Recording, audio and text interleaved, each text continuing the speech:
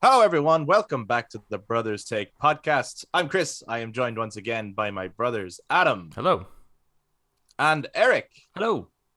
We are back in the room this week to talk about the Rings of Power.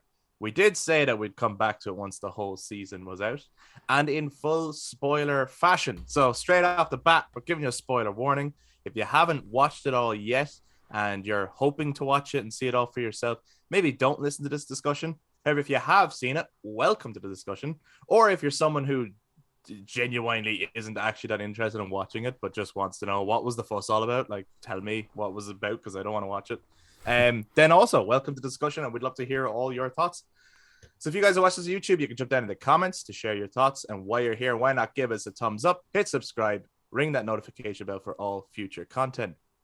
If you guys listen to us on audio platforms, then you can also touch base with social media, Facebook, Instagram, and Twitter at The Brothers Take, again, to give your take on the Rings of Power Season 1. Was it for you? Was it not for you? Why? We're going to get into all that starting right now. So I suppose we might as well just jump straight from the what did you think of the whole season? And you can go into spoilers as to why you felt that way in terms of any specifics, and then we'll see where we branch off from there. Eric, what did you think of the Rings of Power Season 1? I didn't mind it as it got into it. Like the start of it was a bit like you feel like every fantasy movie that tried to do a fantasy thing after Lord of the Rings, like it didn't feel great. And then as I got into it, it was getting better. So I didn't mind it. I did enjoy it as it went on. It's not perfect. There's definitely areas that they can improve upon. One of the biggest things for me is the editing.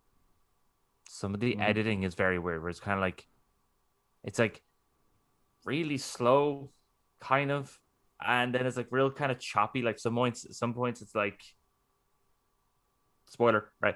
They're leaving Numenor, and it's like we gotta sail all across this ocean and go up this river, and then for a couple of seconds you're looking at a battle sequence, and then they're riding and they're all the way down in the south. And it's like, that's a weird edit. Maybe it's Yeah. just because for years we had Game of Thrones, where again it'd take a whole episode for someone just to go from their living room to the bathroom.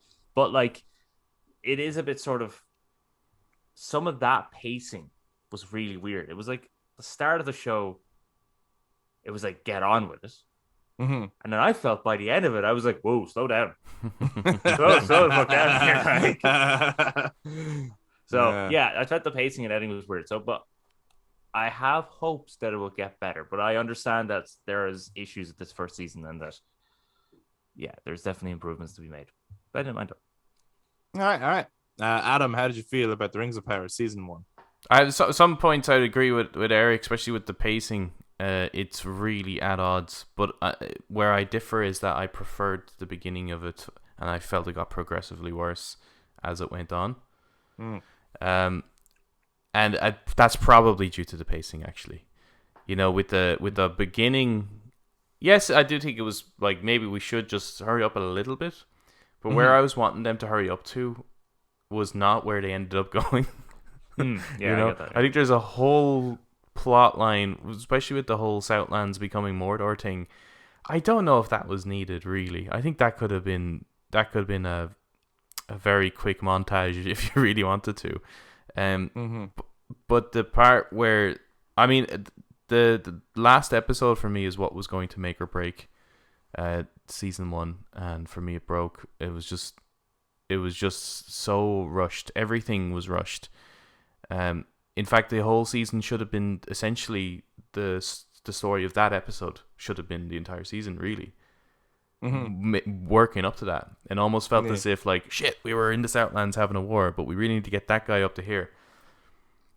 I guess we'll just do that in the next episode. Yeah. And then all of a sudden, rings happen. Yes, yeah. So I'm not like checking out, right? I'm definitely going to check out season 2, but I think there's a lot of work to be done here. I think they need to improve. Definitely, the editing needs improvement. The writing is not good. Not good. It could be way better. And I think, there are other, like, whatever. I'm not mad on the costumes. I thought the costumes were pretty poor. I thought the composing was not great. I would I'd prefer a different composer as well. I think the highlight of the series is the visual effects. I think that is probably the finest looking visual effects to date, actually. But, everything else I think is subpar.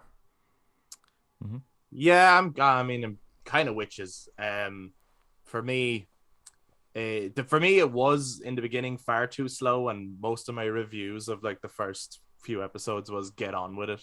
That Monty Python montage of get on with it, and I didn't mean like start fighting. That's not what get on with it means. Even though I like the fight scenes, I think they're actually pretty good, but it doesn't mean start fighting. It means like seriously get on with it. Like where are we going with this? Start getting to the point where I'm like, now I need to see the next episode, right? Then it hit a point, I think 6 and 7 were my two favorite episodes. I was like, not that I liked everything in them, but I was like, now I'm invested. I'm actually interested. I like what's happening. Cool. It's a metaphor for a nuclear bomb and a fallout. Excellent. I'm cool with that. I'm enjoying it. So like the whole, turn the key and turn on Mount Doom. It's like, yes, it's stupid, but it looks fucking awesome. So I don't care. And the red fallout in the next episode, and just seeing everyone tormented by what they've just been through and everything. I was like, great. I love this. And then the last episode, I did have that. Whoa, slow the fuck down. Wait a fucking second. Like, what if you made a crown? Good idea. What if I made 2 crowns or 2 rings? Yeah, good idea. No, actually, make 3 rings. Yeah, done. It's like, that is a summary of that episode. Do you know how hard it is to change your order? Yeah. You have to submit a ticket first. It has to go through. Come on, especially on Amazon. I was like, this is ridiculous. Yeah, last episode is literally just an advertisement for Amazon Prime delivery. It's like, look how quick we can get Halbrand from Southlands to Eriador. Look at this. Next day delivery. It also felt like, for a finale, I thought it was pretty poor. Mainly because, like, I don't know if, like, the reason, like, maybe they think that the reason people are watching this, or, like, the excitement is going to be now you get to see the 3 rings made. Like, oh, that's what you were waiting for. It's like, absolutely not. I don't care if I saw that happening, really. Like, that can happen over the course of many episodes, and probably should. It shouldn't be all in one episode. But also, it felt that last episode didn't feel like a finale. It felt like an epilogue and a like a beginning to a season. And a setup to a season 2. So as far as I'm concerned, episode 7, which was like the big Fallout episode, was the last episode of season 1 based on the actual storyline of season 1. Mm-hmm. And episode 8 was an epilogue and a setup for season 2. So there's a weird. This is so weird. Like, nobody has even mentioned making rings at any point. Yeah. How is this the finale of this storyline? Even I know the show is called The Rings of Power, and I might sound like I'm saying a weird thing. Yeah, like I think the story they're telling. Yeah, it is a bit odd because, like, I think it's jarring. It definitely needs to have the Rings of Power in a show called The Rings of Power. So it's only natural they end with the creation of the 3 rings, but it's like that was just completely put aside up until like they just had like these kind of side quests basically. Yeah, totally. But episode 7 was actually my favorite episode. I even thought the acting was at its strongest in that episode. I thought the pacing was pretty good. I thought the performances were strong in that one. And that's the one where, like, and Durin was having all these conversations with his father about whether the dwarves should help the elves or not, and all that stuff. I thought this is excellent. This is like really riveting drama. Like, I really buying all this. I thought Galadriel, it was the first time I was like, I actually like Galadriel in the show, like when she was with Theo and she was giving him all this advice and stuff. It was scary looking. The only thing in that entire episode I did not like but well, it was the very end of that episode, and I was like, we shouldn't call it the Southlands, and then Mm. and then the font changed into Mordor, and I was like, what the fuck? That made me roll my eyes. Yeah, no, that's pretty good. No, because I remember, when I remember watching that scene, because it's a long ponder. Like your old man just comes up and is like, first it sounds like we should call it. What No, should we actually, call it? I think he just straight up walks up randomly and goes, "What should we call it?" And then he's there staring off, and then they turn around and start randomly chanting Adar, Adar for some fucking reason. And then it just kind of looks like he's listening to him going, I like the sound of that. Adar. I want more Adar. More Adar. More Adar. More Door. My God, yes, guys, I got it. Mordor. Fucking brilliant. Yeah, it is a little bit odd, isn't it? It's like the chant almost made it seem like that was going to be in the name reveal. It's like there's a complete it's what's odd about the show and the writing is that some of it is like pretty not clever, but it's like as if they I feel like they definitely know the source material, right? Yeah, regardless of whether they're following it. Yeah, they do know it. They're kind of they're playing with it a bit, but then they go ahead and treat the audience like absolute idiots with things like that, where it's like, yeah, we know it's Mordor. Like, yeah, we're not stupid. Like, we literally have figured that out. People figured that out from the little sigil at the beginning. Yeah, like the teasers leading up to the show, we were like, that's Mordor. It's like, yeah, and that's kind of that goes to say with I would say all the reveals of that final episode in particular. Well, I mean, it's pretty much. Do you remember in The Hobbit, the Battle of Five Armies, when Thranduil is saying to Legolas, "There's a man you should meet in the north. He's a ranger. He's the son of Arathorn. He's called Strider. He's one of the Dunedain. But his real name, you'll have to find out for yourself." I nearly want to do a poll just Wink to see at the camera. which has the worst dialogue, The Hobbit, the Battle of Five Armies, or last episode of Rings of Power. So I suppose why don't we talk about those reveals, right? Because I suppose there's two big reveals in the final episode. Right? I mean, I fucking knew it. Yeah, I knew it from the get go. When I'm saying reveals in italics and quotation marks And upside down and inverted and transformed and skewed and perspective. Written in papyrus. In papyrus. And like as if those reveals were supposed to surprise you, right? But basically that's what they were banking on for the whole season. The mystery of these two mysteries. Who is the stranger? Where is Sauron? Right? That's sort of what they were playing with. So how did you feel about the reveal of the stranger, first of all? Which we all fucking knew. Even if we wanted it to be something else. I actually, I didn't mind the delivery of the line. I know it's very wink to the camera because it's the exact same thing he says. I didn't mind it. I said it before he did. That's the thing. While I was watching it, and she was like, "I don't know where to go." And I said, "If in doubt, always follow your nose." And then he said, and I went, well, there we go. But then some people are also saying that it's still it is obviously Gandalf because they're taking that line straight up from Fellowship of the Ring.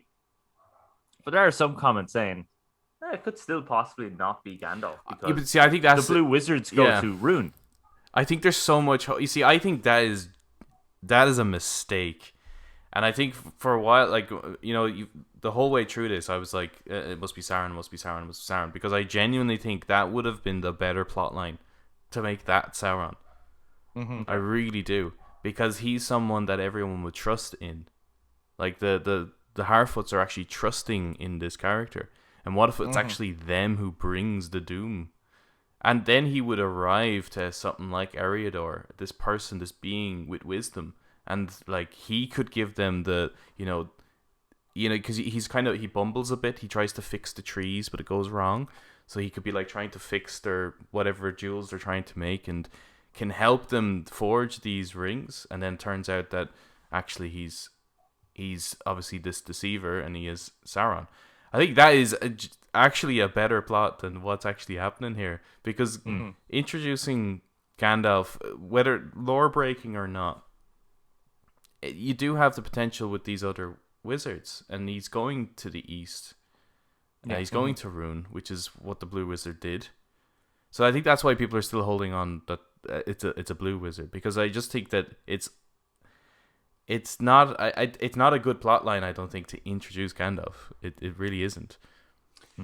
But I suppose throughout this season, some people wanted that to be Sauron. So wanting something to be true doesn't mean that that's what to do. I think it's 100% Gandalf. Yeah. Of like no, because I think that's the whole reason they felt a need for the Harfoots to be the ones to find him, and I think they're trying to tell a story of this is why Gandalf loves hobbits. Yeah. The act of kindness that he was shown in the world came from, or him like learning his true identity came from the little folk. So he forever has a soft spot for them and trusts in them more than anyone else. Like, so it's like, okay, well, that's kind of a nice story in and of itself, right? It's like, should Gandalf be in this show? I don't fucking know, but I get what you're trying to do, and then it's so for anyone who's gone, it must be one of the Blue Wizards, because the Blue Wizards go to Rune. It's like there's way more evidence that it's Gandalf, and that they're sending Gandalf to Rune. Then it's a Blue Wizard. Yeah, no, I think I think yes, based on what we've seen in the show, that is Gandalf. Yeah. But no one wants that. Is what I'm saying. Yes, and so there's still hope that it's a Blue Wizard. I know, but but Adam, there never was much hope. No, only a fool's hope. And it's similar to the Sauron elves are going to call him Mithrandir in the next season or something like that, and then that'll be the final. Yes, okay, fine. Or else it'll take a while for him to, if they go east first, it might take a while for him to actually come back before anyone actually hears or discovers the stranger. It might be even the Third Age. He'll be all the way at the other end of fucking Rune, and then the next episode he'll be back. Yeah, because pacing is always weird. There's fucking teleporting everyone. As well, they'll be trying to like what is his name? Is it Andir, Randir, Stranger? Like they'll make Stranger it with like, mitts. I thought the fucking that fight with the three cultists was really weirdly edited. Yes. Yeah, but they kept turning him sideways and throwing him, right? They kept doing that. Well, not just that, but even the involvement of the Harfoots. It was just like one moment they were behind him, and then the next minute they were in a tree, and then Sadik got stabbed, and then all of a sudden he was a bush. Just like you paint a lovely image. Thank you. It was like, well, what? Where? Like, did they become the Barrowitz? I like that special effect. I don't know. I mean, they're really in the wrong. That was my area. assumption. I remember seeing them early on. I asked that question. I went, "Are these supposed to be the Barrowitz?" As opposed to there's something ring ratey about them, right? But they're obviously not the ring rates. And the next closest thing I can think of from the source material is the Barrowitz. And when it turned out ghosty at the end, I was like, "That's very Barrowitty in terms of its presentation." I was like, "Is that?" Yeah, I mean, like they are. Could be. Like, I mean, they're with the first episode, them experimenting with the unseen world. That could be some sort of experimentation with cultists, that they're kind of halfway between the real world and the unseen. So it's very likely that they're some form of white. They are very white. I pronounce that wrong, don't I? I say Barrow White. Barrow White, yeah. But then it just reminds me of Barry White, and I don't like that. I'm assuming if they are the Barrow Whites, that they're just going to now. Well, just whites, just whites, no barrows. All right, at the moment they're just white. But if they stay in the barrows, that might be why they need to be at the barrows. Yeah, because they're in the Greenwood at the moment. Yeah, they'll go to the barrows, and they hate halflings now. But they could easily be. They could end up being spirit. Well, it looks like they're dead though. Like they actually have been banished. But I mean, I'm good. I'm sure the Hill of Sorcery would have a lot more than just orcs in it, right? Yeah. So I would imagine so. They could have a little base in the south of the Greenwood, perhaps. I quite liked their voices. I thought they sounded pretty cool, and I liked. Actually, that's a piece of music I kind of liked. The music that surrounded them. It was all like snaky and that was cool. I like that shit. It just sounds evil and twisted. Like it sounds scary. I love how though anyone who's not watching the show sees any screenshots of the more The M&M. mystical one of those three, right? Yeah, right. The one that kind of looks like Slim Shady, and they're like, "Oh my god! Like, look what they did to Sauron," you know? And it's like, fucking okay. Yes, you can give out about what they did to Sauron. You got to point it in the right direction because that is not Sauron, and there's at no point does it even hint that is Sauron. Like, No. The latest very one I clear that- saw, and I think it was fucking, I don't know which lad it was, but it was one of those cranky YouTubers that just complains about everything. All right. he- They still watch them though. I don't get it. Yeah, I know, but his Like, why are they watching the show latest if they hate tweet it was so like much? when they show that image of them being kind of disintegrated, I guess, or whatever, banished. Yeah. And he's like, "Oh my god, they made the Nazgul women," and All right. you couldn't be any more fundamentally wrong because obviously Yes. Nazgul requires rings. Rings haven't been made. It's not Nazgul. They're not ring rights. Yeah. Like, Yes. Well, that's like Just as well, fucking I've stupid. seen- Just That is- yeah. talking about Sauron. Yeah. Right, and the Which is reveal the of next- Sauron. which is the other I've big- seen, the other big yeah. reveal. I seen some points, right, there where Mhm. people were like, "Oh my god, I can't believe they got one of the like scariest villains ever and turned him into an incel." And I was like, What? I'm sorry, what? Like other people are like, they've reduced him down to an incel, and I'm like, no, you've reduced him down to that because you're putting him on the same level as us, as though he thinks like us. He does it, and this obviously stems from his big reveal when it turns out to be Halbrand, Yeah. and he's proposing the marriage thing to Yeah, Galadriel. Yeah. Yeah, people got hung up on that. I don't wait, think they but fully are understood this- that. Are people saying that he's an incel because Galadriel rejects Sauron? Yeah, it's like as if he is now only making the rings because she did that. It's like, no. From the very start of the show, they've established Sauron's evil. Like Galadriel okay. I see. Yeah. is just a tool for him to use. He was I haven't proposing thought on that. He's just trying to tempt her, like. Yeah, he's just flattering her because he's a deceiver. It's just, Yeah. I haven't thought on that whole perspective. That's fucking stupid. No, for sure. Yeah, no, that is. People, there's some serious. That's fucking weird. What's there's weird? some- What's weird is that right? There's lots to complain about this show, for sure. but no one's actually picking the right point. Well, it's just people are reaching. Yeah, People are reaching for shit that's not even there, and it's like, Yeah. no, I mean, Like, just take the material that's right in front of you. yeah. I agree. Like, but on the other side, I do think there is a lot to like about the show as well, right? Right. I'm not saying I love the show. I don't. But I don't hate it. It's just fine. It's okay. It's a okay made show. It's not the worst show Like, I've seen. It's definitely not the worst show I've seen, but it Yeah. is not the best show I've seen, right? So that's like the two ends of the spectrum. And I think like, but if someone loves it and this is their introduction to Middle Earth, like they've never seen anything else, and they love this show, I can see why. Based on just the show on its own merits, if someone loves it, fair enough. You love this show, great. If someone hates it, I can 100% see why. Yeah. But it's weird the way- reasons that seem to be coming yeah, up. well, all the reasons everyone makes is like they're like clinging. Yeah, it's Well, they're projecting their own issues onto the. yeah, the show. it's kind of well, I suppose it's like when we first saw the first trailer and everyone giving out because there was a person of color playing an elf. Right. And everyone was It getting was like mad the about first that. complaint. Yeah. Yeah, I was Yeah. just like, he actually turned out to be probably one of the best Oh, characters in the show. I love He's- Aaron. he's I awesome. think he's Yeah. great. But then it's also like when you take He wasn't in the last when you episode, take, actually. No, he wasn't. When you take Batman v Superman, and people were giving out about it, I was like, there actually is stuff wrong with that film, Yeah. but no one was Huge actually, problems with that movie. yeah, but no one ever decided to say the actual problems. Like the edit, like again, most of the hatred people have was the theatrical cut. That is really badly edited, but no one says that. No one ever decided to point out that the editing was bad to the movie. It was all just the Martha thing. So it's like, yeah, it's like you see the complaints, but yeah, it's stuff like, oh, why they did the Nazgul or Well, I think it's Sauron- you made partially it's Sauron an because incel. people have right. There's issues with the show, right?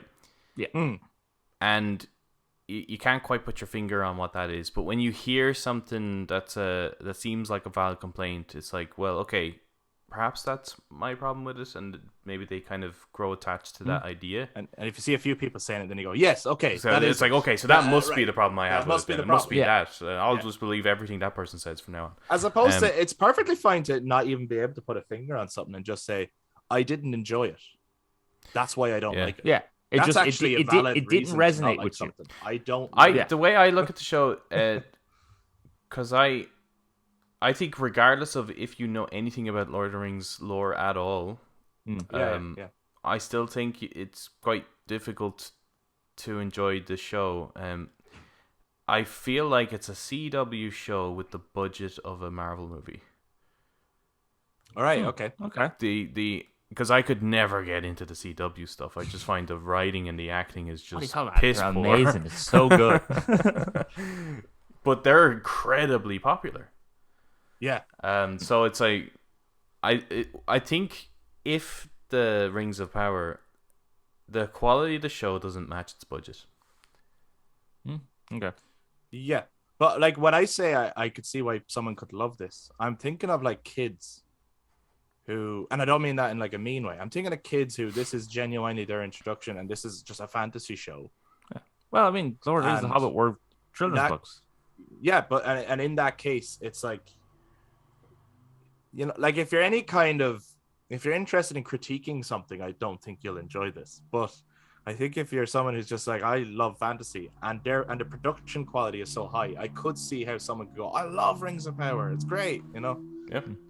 As far as they're concerned, they're like, wow, that Sauron twist, I never saw it coming, because they don't know anything about, you know what I mean? How could they see that coming if they know nothing about it? But what we all just think of. Well, okay, again, even if you don't know anything about, okay, actually, you would have to know a bit about the Lord of the Rings lore. Yeah, you would. Of course you would. Yeah. But I mean, like, you do see it well, coming in that episode, from Numenor onward. In that episode, they make it like incredibly obvious, right? Yeah, the writing changes from Halbrand to Sauron, you know, on screen. Starts walking around with a little name tag on. But it was in Numenor when he first took an interest in smithing. Was when I was like, oh, maybe he's Sauron. But even his first appearance, because I love that. I think it was a TikTok or something like that. Someone put it on Twitter, and it's like it's the bit where they're on the raft and they're like looking at Galadriel going, I think they're saying something along the lines of, can we trust her or something like that? And Halbrand's like first line is, appearances can be deceiving, right? And this guy is like positive going, it's you, it's fucking you, you're Sauron. yeah. So it's like day one nearly, you know? Well, and look, at that line is obviously very clearly deliberately his first line. Yeah. But I think the idea or the hope would be that when you go back, that you didn't know, the twist comes, you go, wow. And when you go back and watch it, you go, wow, it was there all along. That was the hope, but it's not well executed enough to pull off that kind of that breadcrumby twist, you know? I think, yes. So you see it coming. I mean, the minute they went it, I just like fucking, I like your man in that TikTok. I fucking knew it. I fucking knew you were Sarah, right? Yeah. Like I did. I did get a little excitement from the fact that I do that. Sure, same with Gandalf, I get you. But, yeah. And I liked him sort of going into her mind. Yeah, it was kind of transporting her. Crowy moment. Yeah, I thought it was really cool. And then the visual when they looked in the water and the silhouettes of Sauron, and then and in place of a Dark Lord, we could have a queen. Yeah, I was just like, weak to count. I was like, so good. That whole episode, that kind of sequence felt like a video game nearly. Right. Like you can imagine having to play through that, and then it's like the place is changing and all. I wish I could play it actually. I think this would be a great game to play. It could, I mean, I think Shadow of Mordor is probably not far off. Or Shadow of Mordor. Actually, I did see another point where someone said maybe it's not like the Astari Gandalf. Right. Maybe it's not Gandalf. Maybe it is just a random Astari who will, by the end of the show, battle with Sauron on a tower. And in their battle, they will fuse and become an eye, like in Shadow of War. And I was like, oh, no. Don't look at Shadow of War for your lore. No. Shelob doesn't transform into a model. No. Yeah. So Oh, is this no. someone's actual think, like a genuine theory of what might happen? I don't know. I don't know. You know, it's Well, that's the thing a as lot of well. I people think as well it's why we see so much backlash with from Tolkien fans. I don't mind lore being kind of messed with a little bit, right? It gives us a different interpretation. I can always go back to the books if I want the real thing. Yeah. But I think that, on the other hand as well, it's things like that, right? There's some people who only know Lord of the Rings from, let's say, the video games. Right. And the lore is like it's fucking wacky and way off that it's like you can't even engage in a discussion with them, right? It'd be like thinking that Predator is part of the Alien franchise or something. Well, there was a guy I know, talked that's to what I'm who referencing. who genuinely thought that. Like at the end of the Predator trailer, Alien, it should have been, instead of a 10-foot Predator, Alien came out. I was like, no, they exist. No. No. Yeah, that's how it works. So I think you need to similar to like with the, whether it's any franchise, where it's like the Marvel stuff. I think the Marvel stuff pays homage to its source material while doing something new with it. No one's complaining. Well, now they are, but back then no one complains because it's like you did a really great Tony Stark, regardless of whether he's like that in the comics or not. Yes, yeah. And like shifting it from the Vietnam War to the war in the Middle East. Yeah, you know what I mean. Yeah, makes total sense. And we even see that with the Peter Jackson Lord of the Rings trilogy, right? It's like it doesn't matter that that's not Glorfindel bringing Frodo across the river. Changing it to Arwen doesn't really break anything. In fact, it enhances her character and her position in the franchise. Isn't even like Aragorn's motivation to go on a journey in the books is to just become king? Yeah, he's going. Well, yeah, he's like, I will go with you, but I'll split up with you at the Anduin and go straight to Gondor. But then in the books or in the movies, they made it that he didn't want that. It makes actually a way better character arc. I love that arc, actually. The reluctant king who doesn't want the kingdom. I think it's fantastic. Yeah, it's really like sometimes changing the lore and everything is fine, and changing some of the things is fine. Like again, bringing everything a lot closer together, I think is okay with the Rings of Power show. Sure, yeah. Obviously, what this for is things to happen quicker. Be over like 1,000 years, the making of these rings and all that sort of stuff, and it's they're bringing it down to make it closer. And it's like that's okay. And having Adar, they should have done it over the course of a few episodes at least. Now, yes, and I think we can all agree with that. But obviously, yes, it would make for a fucking boring ass show if it was taking place over the course of 1,000 years making these rings. Like, because I don't think none of us would be alive by the end of the show. It would be a constant, never-ending show. But in saying that, it could be like Coronation Street with Rings of Power. Anyway, sorry, they're all the same to me. They're there. I still think it would have been better if in the show Galadriel suspects Halbrand, right? Because Celebrimbor says that line, and then she's like, "Okay, that's interesting," because the last person to say that line was Adar, who's in the Southlands, and Halbrand is apparently king of Southlands. Blah blah blah blah. She gets the yoke. Halbrand goes to her. Yeah. And it turns out, so we're all then thinking, "Oh, there you go, fucking Halbrand, Sauron." So we all knew that, like, and then it turns out, no, Halbrand is a descendant. They hear some magical anvil and hammer and anvil, whatever, right? They go back up, and the rings are being forged, or at least they're hinting at it, like they're like, we got it, and it's like, how did you figure it out? And Celebrimbor goes, "Oh, my servant here, or whatever." What's Sauron's elven name? Anatar. And he says Anatar, who's been in it from the get-go, who's been in it in nearly every scene with Celebrimbor. Anatar is there in the background. Oh, like if they had some unnamed elf there all along, but just like doing very little. So their own Navarro. Yes, exactly. By the end of it, and then when you watch the whole show, you're like, he's there. Like, who's that guy? How's that guy? Yes. I do think that would be a more tasteful way of doing the sort of Sauron twist. Deceiving Celebrimbor the whole time, and he comes up with the idea, well, what if you allowed a Mithril and the silver gold to just fuse together naturally rather than forcing it?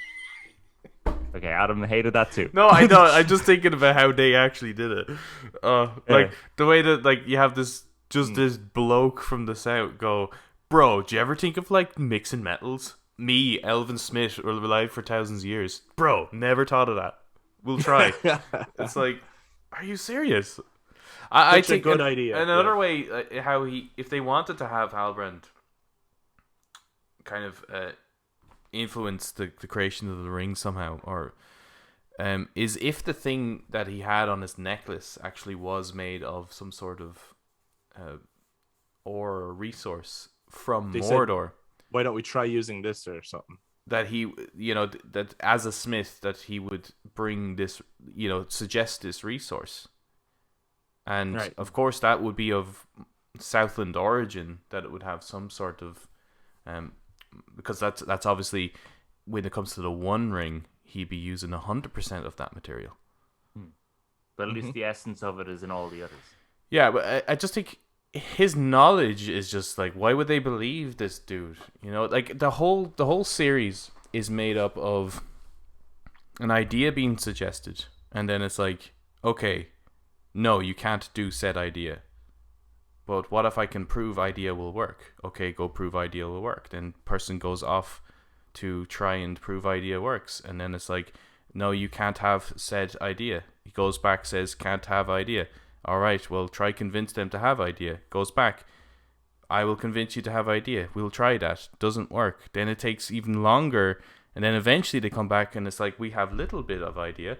Like, it's a whole series of just trying to, but then in one episode it's like, I have idea. Sweet. Can I ask, other than, so Eric gave a good alternate Sauron reveal that I actually think would have been a pretty cool way of doing it in the context of the show that we got. Is there anyone else or any other reveal, Adam, that they could have done with Sauron that you actually would have been like, that's more satisfying to me? I think the Stranger's too obvious. Well, you know what I mean? The Stranger, it is, but it's for me, it's the only one where it's like it's supposed to be an elf, right? It's supposed to be Anatar, who would deceive and bring this knowledge. But even if you aren't going to do that, if you have a being that came from a feckin' fireball in the sky as some sort of perhaps messenger from the gods that was going to be here to save the elves, like, that's something they might believe in. Yeah, I get you. I get why it could work. Yeah. But at the same time, it would have been obvious. Like, if I think any way they would have done it would have been obvious. I don't think you can't. Yeah. You can't really hide it that well. But I think if it's okay for the audience to know. Right, it's a bit like that whole thing of, when you see a murder mystery and it's like, oh, don't go through that door. You are one step ahead of the character that you're watching. That's fine. Yeah. But they're trying to do is, as Sauron, to deceive the audience. They're trying to deceive the audience. It just wasn't going to work. Like, I think the only way they could have done it actually is what Eric was saying. I actually think some background character that you weren't paying attention to, but you should have been paying attention to, would have been with all these other misdirections. Then it would be the only way you could genuinely deceive the audience. Possibly, but I don't think anyone would be happy with that either. Well, because you kind of wanted Sauron to be more of a presence, right? I don't really think whatever they do would have made people happy, because people had already from the first trailer started giving out, with The Last of Us Part 2. They didn't want to like this show. Yeah. But even those that do, like, I've been following people who've been very positive about the show. Yeah. That this reveal just wasn't living up to it. Yeah. But I think as well, with such a character, it'd be hard to pull off said deceptive reveal. Well, I think with Halbrand being introduced as Sauron, what's happening here is, one, you're providing a not so great Sauron reveal, and you're ruining potentially a great character. Yeah, Halbrand, the whole thing of Halbrand was a good character. Becoming a Nazgul was a more interesting path trajectory for a character over many seasons. Yeah, because you could imagine by the end of season 3 or something like that, it's like you have this character that everyone trusts, and it's like there's a moment of betrayal, but perhaps out of the way Elendil all of a sudden doesn't like Galadriel, that similar thing could happen. Could be rejection, Eric. It could be that his incelness drives him towards Nazgul. Finally becomes that incel that the Nazgul. Remember incel, the Nazgul? Yeah. I do like, though, right? Because we speak a lot of negative at the moment. I do think the one that's probably been paced the best, scored the best, written the best the whole way through were the dwarves. Brilliant. I think the dwarves genuinely brilliant. Yes, but their costumes. Well. I don't like the costumes. Yeah, their costumes. I like them. I think they're fine. Yeah, they're a little bit Halloween Town for me. I thought they were just as strong as the Hobbit trilogy. Fair enough. Personally, I think my biggest issue is big issue is the Balrog. That definitely feels like they threw that into kind of it's very that's well fucking done. annoying. I fucking knew it though. I know. It's so that is so annoying. That is an annoying thing to do. Because it's like shouldn't have been in the trailer. Is that going to come in the next trailer or in the next? Is that in the next season? Is Durin's Bane going to break out in the next season? And if that's the case, why? I think it'll be it'll either be the end of season 2 or it'll be a season 3 thing. I think. Well, season 3 I think is the best pacing place to put it. But then at the pace that they move at, who knows? Yeah. Who knows what they'll do? I wonder if, though, by the end of season 2, it'll be the 7 dwarf rings, and by the end of season 3, it'll be the 9 rings of men. Are they almost doing each season is? Or maybe, and then Probably. season 4, the creation of the One Ring, and then season 5, the whole Battle of the Last Lines. Maybe. I don't know. Like, I mean, there's a lot to try and fucking cover here, which is why it's like with season 1. What they decided to touch on is just so fucking strange. Well, did you not always want to know the origin of Mordor, though? Like, how did Mordor become Mordor, you know? You just press a button. You just like, grab how did... a sword. It's a good idea. It's a good idea. Seriously, how did Mount Doom turn on? Yeah. I always wanted to know that. I do think it is a good idea, but I think they could have done that they could have done that earlier on. I don't think they needed to take 6 episodes to get to that point. No, and that's I think 6 and 7 personally are the strongest episodes in terms of shit feels like it's happening now. Stakes feel like they're real. We finally hit a point where it's like, oh, is this the story of the season then? This is what it's been about, actually. Okay. Finally. Okay. Yeah. It's like, is it what I would have written or whatever? No, but it's getting somewhere. It's doing something, and it's not because there's action that it's good, but the action is also compelling. The action is actually pretty strong. And I quite liked the interactions between Adar and everyone, actually. I quite liked Adar. I think his dialogue is he was a pretty good character. What did you think of him and the whole Uruk reveal thing? He looks like... Do you ever see Corey Feldman? And his band. Yeah. That's I can't unsee that every time I see him. That's fucking mean.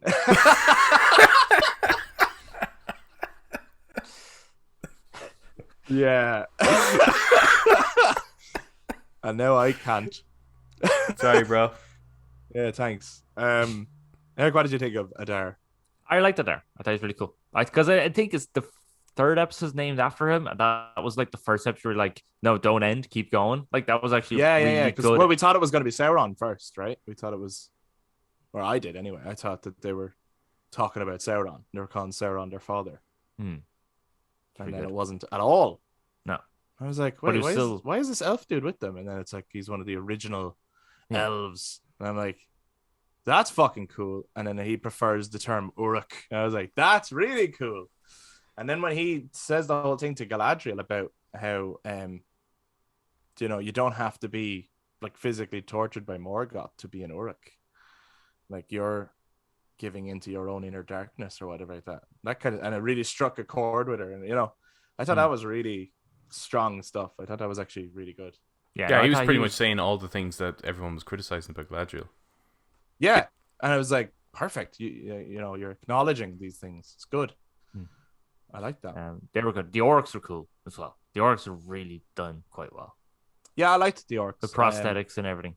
Yeah. For them. And there was times where they genuinely were scary. And I liked Isn't it in episode 6 as well, where the Southlanders kill all these people, but it's their own people dressed up as orcs, and they realize it. I was like, that's cool. Like, I like that.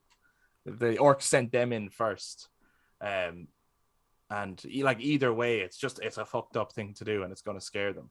I suppose I'm wondering now though, where like, because Adar made it out that he said he killed Sauron. I don't know if that's that he genuinely believes that, and that he is an enemy of Sauron, or that he was just kind of covering for Sauron. Like, if I keep, like, it's our mission now to make everyone think Sauron's gone, so that Sauron can do his work, stay in hiding and do his work.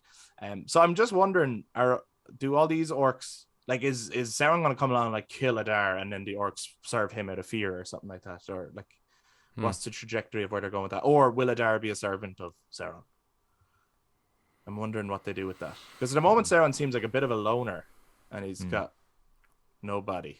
Do you know what would have been a really cool thing I should do with Sauron? Just get away from Adar, because I would be interested to see what to do with Adar. Like, maybe like a civil war in Mordor would take up too much time, but it'd be interesting.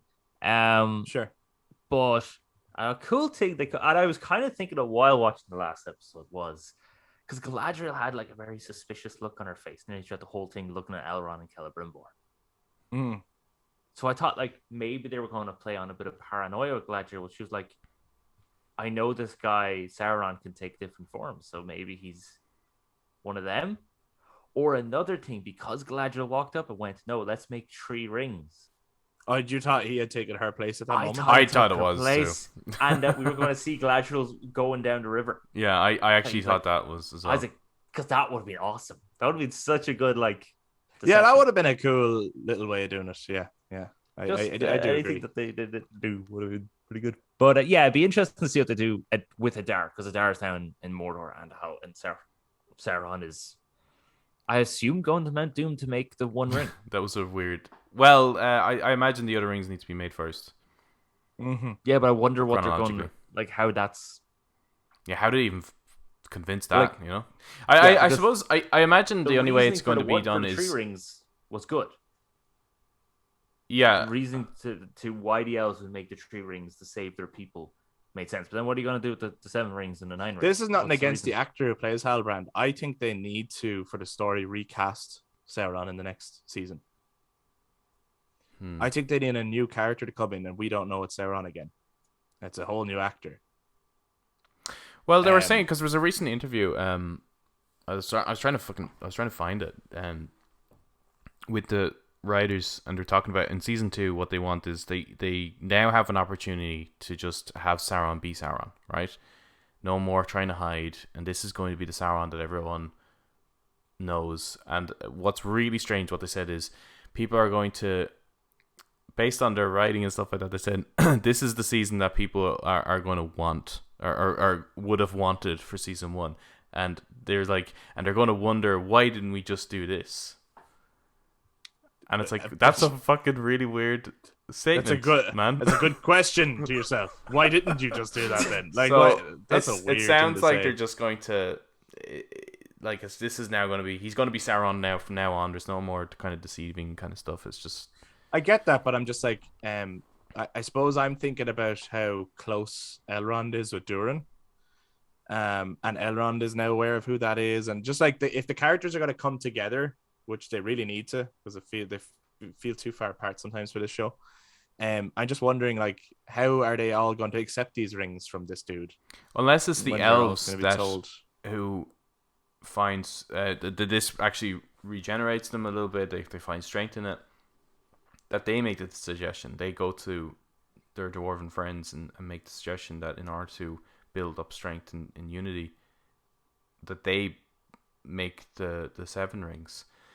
And that could be a message that keeps fucking passing on. It's like, hey dudes, like, men, if you want to make some rings, man. We can all bang together and build up the strength to take on this one dude. And then, but he makes the rings though, doesn't he? And he makes the one ring. He convinces Celebrimbor to make the rings. Yeah, he makes. Yeah. And then so Celebrimbor makes the 7 and the 9. Yeah, he makes all the rings. Yeah. He's the ring. Yeah. Oh, And I then didn't know that. I thought he then- just made the 3 elven. He just and I thought Sauron made the rest. It's with the help of Anatar is that the rings are being made, and then in secret he makes the one ring to control them all. So is it is this a misquote then, or is it like totally incorrect information? Then Sauron the Deceiver gave to them the 9 rings of power. Well, That really. did not happen. Then they Well, I suppose you got him could from kind of Celebrimbor. you can because he was also helping making the rings, like so. So it was both of them making the rings, and then he gave to them the 3. So he's supposed to. I genuinely asking now. I'm not trying to like. No. So Sauron is supposed to make all of the rings with Celebrimbor. Yeah. and then he they makes give them in out. secret the Master Ring. They kind of fucked that, huh? Yeah, you can kind of see why. Yeah, okay. people are a That's little why I bit- was saying though Yeah, it would have yes, been better yes. to have Anatar in the background the whole time working and slowly poisoning Celebrimbor's mind into making all the rings. Yes, That's why I was saying played by your man played Tom Vecna. Holland. So now the only thing Might I have can played Vecna. I can think of is that the elves now do find strength in the rings. That they see the kingdoms around them are kind of falling apart. Is that they make the suggestion, or Celebrimbor at least makes the suggestion that he will make rings for the other realms for a unity against the possible rise of an enemy, and that's when Sauron can make his one. Then it's almost like as if that's actually what he wanted. Yeah. No, I don't know how else they could do that. Yeah, how else are they going to do it? For the overall season, then, who were your favorite characters? Elrond. Full stop. Elrond, Elendil, and Durin. How about you, Eric? Arondir, Durin, and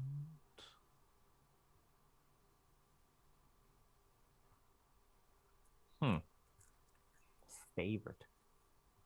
Tough question. What do you mean by favorite? You could just leave it at that, to be honest with you, if you really want. No, because in 3 there is balance. With 2 there's a divide.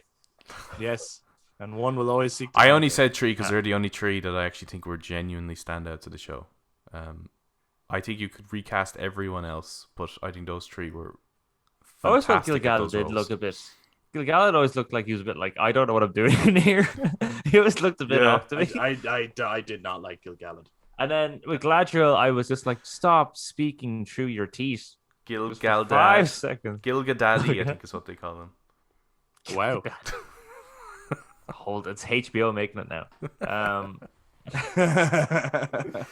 I did mind Halbrand. I actually didn't mind Halbrand. Yeah, I liked Halbrand generally. Actually, the stranger I thought did I wanted Halbrand to play. I wanted the guy who was playing Halbrand to be play Halbrand. to play Isildur. Oh, yeah. I didn't like who was playing Isildur, and I'm looking at Halbrand going, he looks more like what I picture Isildur to be. And he also looks more like Elendil. Yeah, he looks like he could be Elendil's son. And Isildur does not really look like he is Elendil's son. They look very different.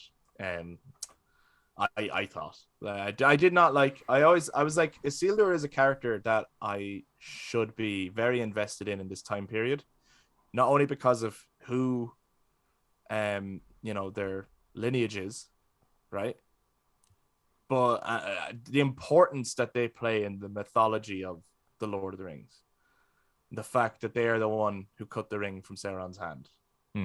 They are really important, and I do not like the actor playing him. So that worries me about that character.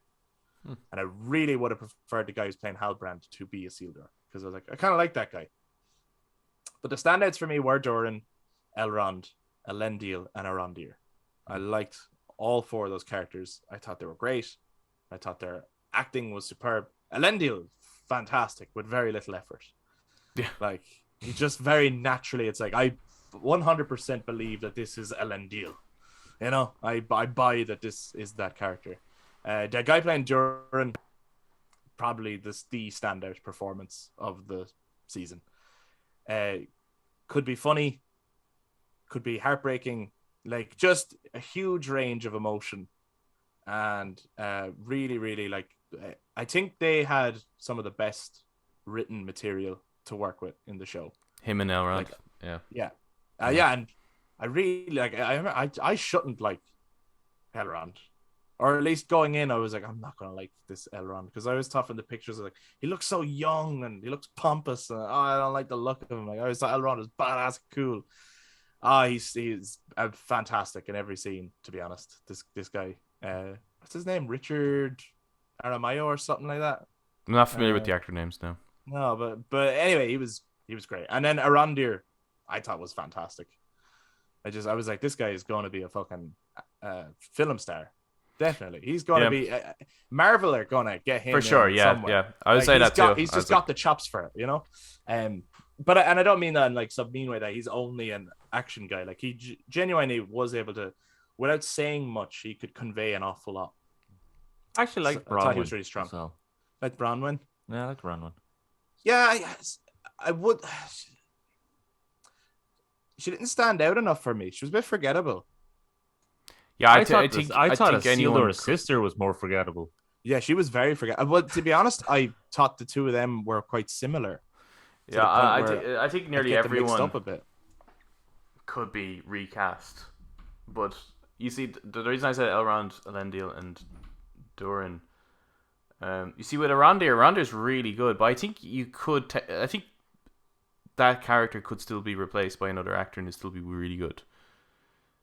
Sure. I think he's really, really well written, and the actor is really good at playing that role. But there isn't as much depth, I think, as what we saw with like Durin, for example. Like he's incredible. The moments where it's like, is that funny or is that he's being serious? Okay, you know, like he goes through he shows a lot of emotion. With Elrond, I don't think I'll be able to see that actor in anything ever and not go, there's Elrond. yeah. He's so well spoken, isn't he? He actually played. He was in Game of Thrones as young Eddard Stark.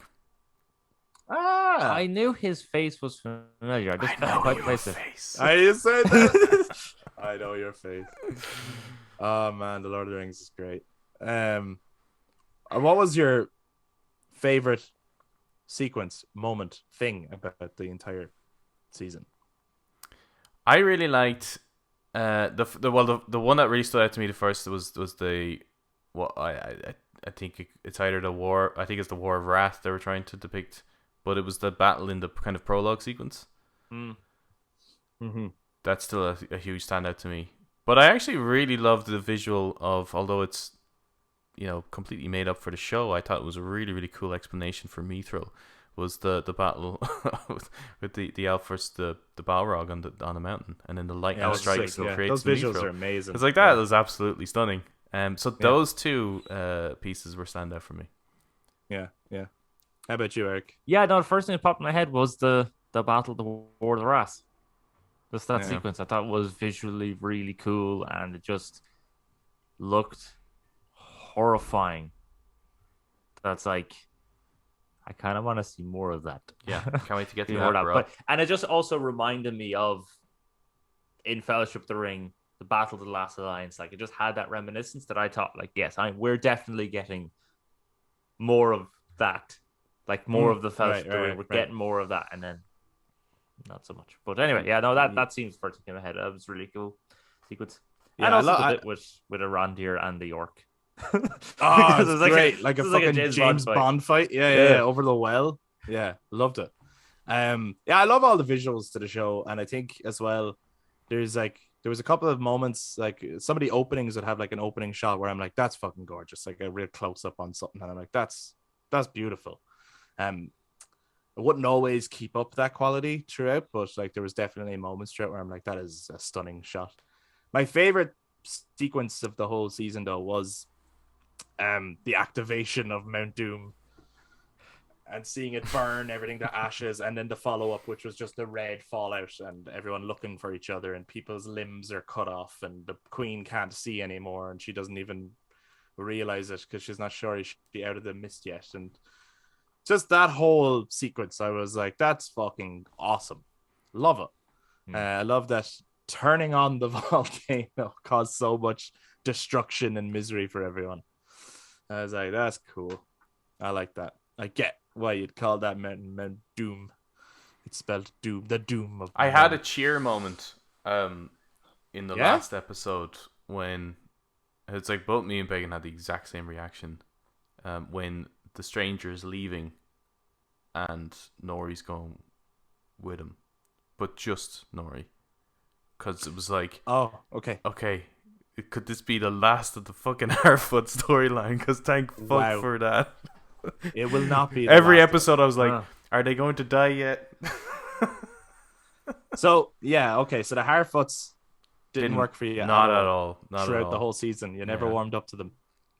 No. Okay. I mean, there was a couple of like good, they're good actors, you know. It's just it's so what is this got to do with what's happening? Like, there's a direct connection to the Dwarven storyline, to the elves wanting to regain their power, and then there's the connection with Numenor to the rising power in the Southlands, and both of those are in connection with what the elves are looking for. The Harfoots is just that's also happening, I guess.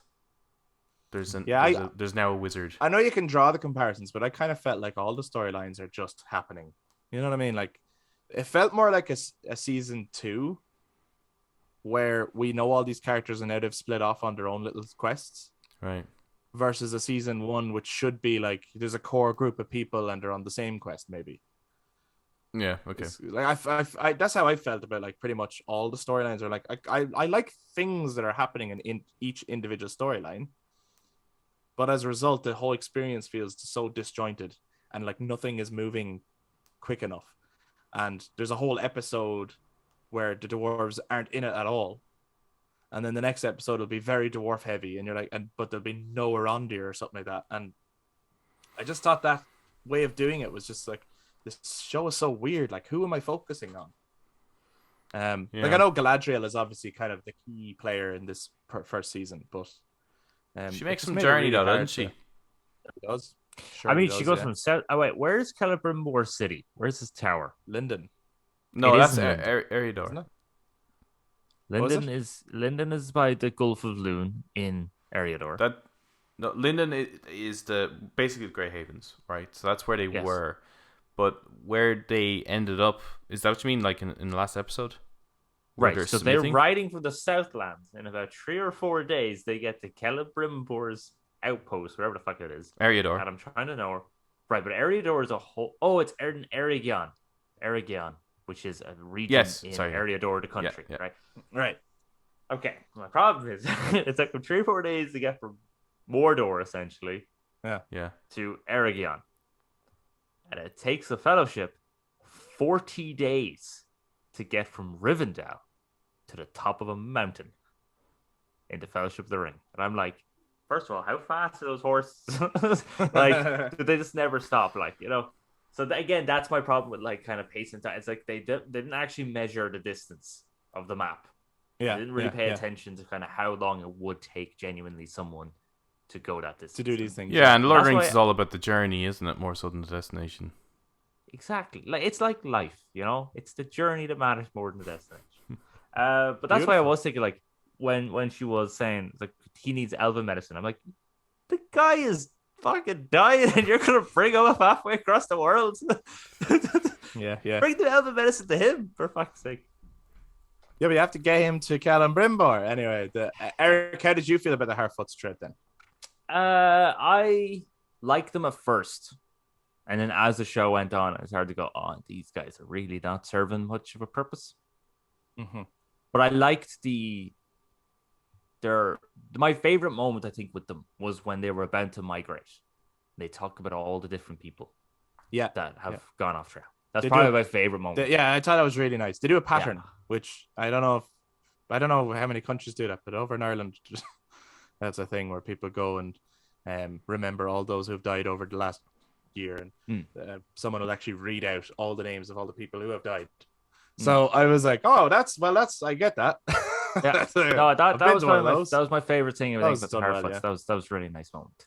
I do know. I noticed as well. Like, there's a lot of complaints about like a poor representation of the Irish or the Irish accent or whatever. And I'm like, if you listen to the interviews though, they're not specifically doing Irish accents. It's like a mix of Irish and like Northern English and stuff. So it's not specifically They're doing Irish. Celtic, like. And I no, there was a certain region of England where Well, no, it's West Country English, right? West Country Yeah, English. yeah. Yeah, sorry. So yeah, it's not necessary that they're doing bad Irish accents per se. You know, Yeah, might sound like it that, might but- be leaning a little too heavy into the Irish that maybe it's Sure. like you can pick that up too much. And I mean, you can kind of not everyone is going to be reading the interviews, are they? So or listening to the interviews. No, not at all. But at So the same time, it it's does like, come off a little bit. But like for example, there's a bit of a mockery, a little bit.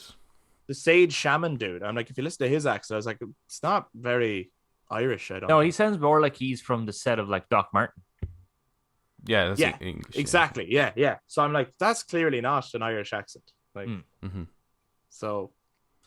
Yeah, But then that's it's how like- I felt when even episode 1. I was like, I couldn't quite place what's the accent, and I heard all these complaints about the Irish accent. I'm like, it's like, well, now let's just say it. I can kind of pick up Irish, but that didn't really stand out to me initially. Yeah. I quite liked the Harfoots actually, and shockingly so. Like, I really didn't think I would have any interest in them, but as I went on, I was like, there's a little bit of heart to them, and then also I thought of all the soundtracks made throughout. So like, I liked the Dwarven soundtrack, and I also liked the Harfoot fluty stuff. I was like, that's really reminiscent of, not a direct like rendition of, but it's very reminiscent of like Hobbiton music. And I thought it worked really well. And it was done in a way that worked for the characters and was actually nice to listen to. It doesn't mean I liked everything about the Harfoots and every scene with the Harfoots. And there was plenty of times where I was like, will you fucking come on now? But I liked them more than I was expecting to. So in that sense, it was like a pleasant surprise. But I would like for the Harfoots and Gandalf's story to become more intertwined with what everyone else is doing, because it does feel like a tale of 20 stories. Yeah. That sounds like an awesome book. A tale of there's a 20 play on a stories. tale of two cities. I guess. Oh, okay. But there's more than 2 stories going on here. There's a lot. Yeah. There's a lot. So they need focus, They need to better focus. editing, and stop relying on dialogue from the old trilogy. Or that's the stuff that they're going to find people really like, and they're going to fucking Oh no. play that up way Oh, more. and another thing they need to get right. If they're going to get a song for the end. Oh, of the each song! season, What a banger, huh? Did you like the song? Straight to number 1 on Spotify. Let's make it happen. I thought it sounded like just swell. It was. I honestly I thought I mean, I didn't like it. I went, oh, what are you doing? But I thought it sounded like a mass song. You know, when you go to like a mass. That yes, If 100%. if anyone's ever been to like a Christian mass or something like that, Yeah. where they have these like hymns, and it's just they wrote the words first, obviously, Yeah. and then they try and work them into a melody that they've also written, but none of them were written specifically for each other, and so you just try your best to sing those words. I said in this the melody. I said that Yeah. exact same And thing I went- to Pagan last night. So in a sense, but as a result, I'm actually conflicted on it, because I'm like, I hate it, I don't like it, it sounds shit, but I kind of like the idea of it. If it is- I'm like 100% all in on hating that the idea and everything. No, but I mean, like, if you're going to treat that as a mass hymn and sort of a religious experience of the creation of the rings, I'm like, that's kind of cool and fucked up. Right. If you get But- me. So as an Maybe. idea, I'm like, it's kind of cool. But I don't like it. But if they had got Enya, it would have definitely sounded 10 times better. Yeah, why not get any involved? And why I don't know. not just sing It sounded it? much closer to the ending of the Two Towers kind of vibe. Why didn't it? not It just was more like also the sing Thames it Meagle. in its native language?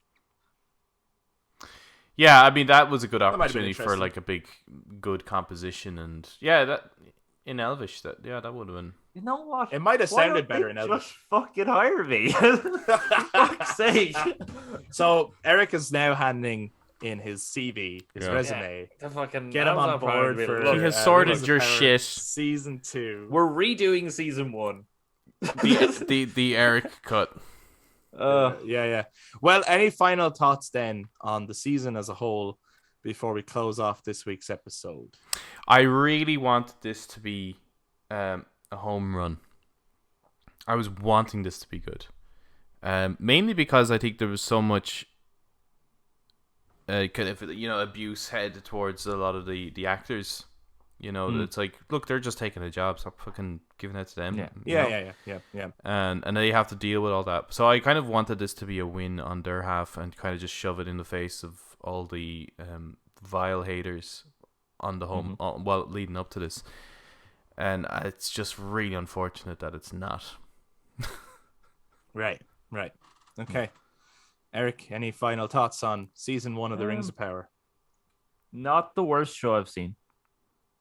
Definitely not the worst by a long shot, but it's not the best. But I will keep watching it because I am intrigued to see where it will go. And considering what it was said that like the writers were like, oh, it's season 2, you guys are gonna wonder why we didn't do this as season 1. It's like, so is this gonna be better? Because if that's the case, yeah, like I'm gonna want to see that. Yeah. Gonna want to see better pronto. Yeah. Can we hurry up and get to better, please? Yes, please get to better. Just turn I off suppose on better. For me then, this show is nowhere near as bad as everyone is telling you. If you haven't watched it yet, it is nowhere near as bad as people are harkening on about or making fucking stupid thumbnails about. However, it is not as good as it should be. That is kind of where I fall. It does not reach the potential of what a show with this source material should be. And that budget. And that is a shame. But again, I want to stress it is not as bad as people say, and it's not even bad for the reasons people are saying. But I don't love it, and I should. So that's kind of where I fall on it. But I hope it gets better. I'm intrigued, but I can also wait. I'm not like, oh God, give me season 2 right now. Like if season 2 doesn't come out for like 3 years, that's 3 years where I'm like, I don't mind. I actually don't care. And then if in 3 years time it comes out like, oh yeah, I still have Amazon Prime. I'll watch that because it's out now. Not like Stranger Things. Not like Stranger Things where I cannot fucking wait. Yeah, that's a totally different. So, but we'd love to hear from you guys. You might have totally different opinions to us, or maybe it's similar opinions, or maybe there's things that we didn't. Well, there's plenty of things we didn't bring up, but there might be things that you want to bring up or even ask us about. Well, what did you think of this, or what did you think of that? So if you watch this YouTube, jump down in the comments, share your thoughts or your questions or whatever you thought of the Rings of Power Season 1. If you enjoyed this discussion, why not give us a thumbs up, hit subscribe, and ring that notification bell for all future content, including the Two Towers 20th anniversary episode, which we will be doing this December. So you want to make sure you get that. That's going to be fucking awesome. If you guys listen to us on audio platforms, and you can also touch base on social media, Facebook, Instagram, and Twitter at The Brothers Take, again, to give you your take on the Rings of Power Season 1.